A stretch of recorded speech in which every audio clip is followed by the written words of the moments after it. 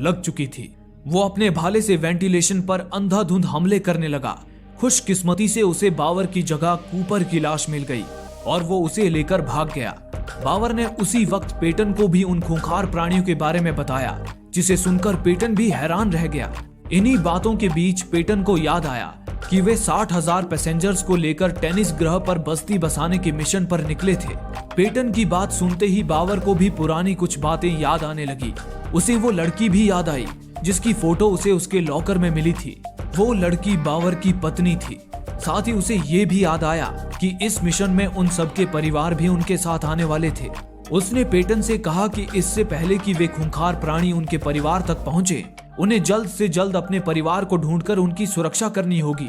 ये सुनकर पेटन ने बावर को समझाया, ये एक विशाल स्पेसशिप है और हमें तो याद भी नहीं कि हमारे परिवार इस वक्त कहाँ हैं। इसलिए हमें पहले स्पेसशिप को ठीक करने के बारे में सोचना चाहिए। अगर स्पेसशिप ठीक हो गई तो हम कंट्रोल रूम में मौजूद कंप्यूटर की मदद से अपने परिवार को ढूंढ सकते हैं। बावर पेटन की इस बात से राजी हो गया। वो हिम्मत जुटाकर वेंटिलेशन से बाहर निकल आया। उसने आसपास उन प्राणियों के न होने की तसल्ली की और कॉरिडोर में आगे बढ़ गया। आगे जाकर उसे एक सिक्योरिटी लॉकर में एक सुपरसोनिक गन मिल गई। उस गन को अपने हाथ में पहनकर बावर कॉरिडोर में आगे बढ़ गया। इस दौरान पेटन कंप्यूटर की मदद से उसे स्पेसशिप के न्यूक्लियर रिएक्टर तक पहुंचने का रास्ता बता रहा था, ताकि बावर रिएक्टर को रीसेट करके स्पेसशिप को ठीक कर सके। बावर अभी थोड़ा आगे गया ही था कि तभी उसके हाथ पैर कांपने लगे।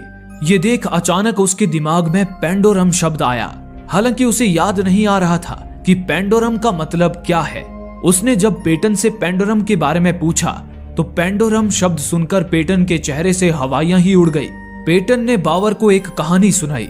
एक बार 5,000 लोगों को ईडन नाम की एक अंतरिक्ष मिशन पर भेजा गया था। उस मिशन में एक क्रू मेंबर ने अपना दिमागी संतुलन खो दिया। उसे लगने लगा था कि उनकी स्पेसशिप श्रापित है। इस सोच ने उसे पागल कर दिया। अपने पागल